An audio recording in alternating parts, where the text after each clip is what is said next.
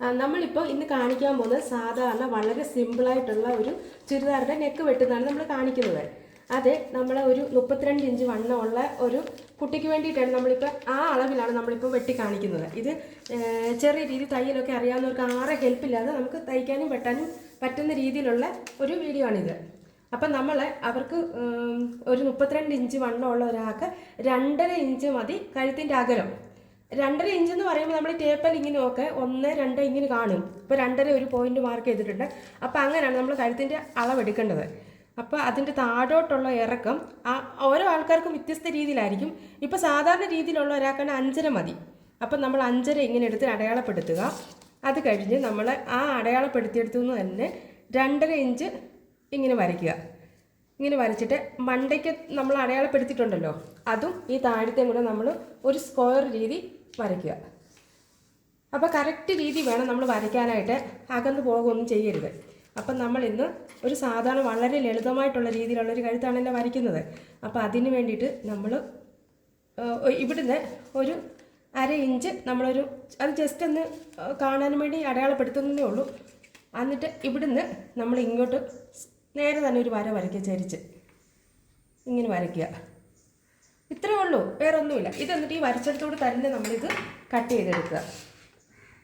ഇത് തുടക്കക്കാർക്ക് വേണ്ടിയിട്ടാണ് നമ്മൾ ഇതുപോലത്തെ ഒരു നെക്കിൻ്റെ നമ്മളിപ്പോൾ ഇങ്ങനെ ഒരു പാറ്റേൺ വെട്ടിയിടുന്നത്. അത് ആദ്യമായിട്ടൊക്കെ തയ്ക്കുന്ന ആൾക്കാർക്ക് വളരെ എളുപ്പത്തിൽ തയ്ക്കത്തക്ക രീതിയിലാണ് നമ്മൾ ഇങ്ങനത്തെ ഒരു കട്ട് ചെയ്യുന്നത്. അപ്പം ഇതിൻ്റെ ഫ്രണ്ട് പീസാണ് നമ്മളിപ്പോൾ ഫ്രണ്ട് നെക്കാണ് ഇപ്പോൾ ഇത് വെട്ടിയേക്കുന്നത്.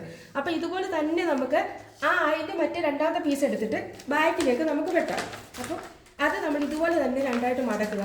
മടക്കിയിട്ട് ഈ തേരുവശം എപ്പോഴും ഈ സൈഡിൽ വരണം. അങ്ങനെ വേണം മടക്കാനായിട്ട്. ഈ ഫ്രണ്ട് ബാക്കും എല്ലാം ഈ മടക്കുന്ന വശം വേണം നമ്മൾ നെക്ക് വരയ്ക്കുന്നത്. ഈ തേരുവശം സൈഡിൽ തന്നെ വരണം. അത് നമ്മൾ പ്രത്യേകം ശ്രദ്ധിക്കണം. അതുപോലെ തന്നെ നമ്മൾ ഈ 2.5 ഇഞ്ച് തന്നെ മതി. കാരണം 2 നമ്മൾ കൂട്ടി പിടിപ്പിക്കുമ്പം ഒരേപോലെ തന്നെ വരണം. അപ്പം ഫ്രണ്ടും ബാക്കും ഒരേ കഴുത്തകലമാണ് നമ്മൾ വെക്കുന്നത്. അങ്ങനെയാണ് വെക്കേണ്ടത്. എന്നിട്ട് ഇവിടെ ഓരോ ആൾക്കാർക്ക് ഓരോ രീതിയിലായിരിക്കും. താഴോട്ടുള്ളവർക്കും കൂടുതൽ വേണം, കുറവ് വേണം, അത് ഇഷ്ടമുള്ള രീതി വെക്കാം. ഇപ്പോൾ ഇവർക്ക് നമ്മളിപ്പോൾ ഒരു 4.5 ഇഞ്ചാണ് കഴുത്ത് ഇറക്കം വെക്കുന്നത്. ഇത് അപ്പോൾ 4.5 ഇഞ്ച് എന്ന് വെച്ചാൽ ഈ ഫ്രണ്ടിനേക്കാളും കുറച്ച് നമ്മൾ കുറവ് വെക്കുകയാണെങ്കിൽ ഷോൾഡർ ഊരി പോകാതിരിക്കാനും ഒത്തിരി വൈഡായി പോകാതിരിക്കാനായിട്ട് നമുക്ക് സാധിക്കും. അപ്പോൾ താഴെ നമ്മൾ ഇവിടുന്ന് യോജിപ്പിച്ച് 2.5 ആയിട്ട് നമ്മൾ അടയാളപ്പെടുത്തുക. മണ്ടയ്ക്കൊന്ന് ഇങ്ങോട്ട് സ്ക്വയർ പോലെ തന്നെ നമ്മൾ വരയ്ക്കുക.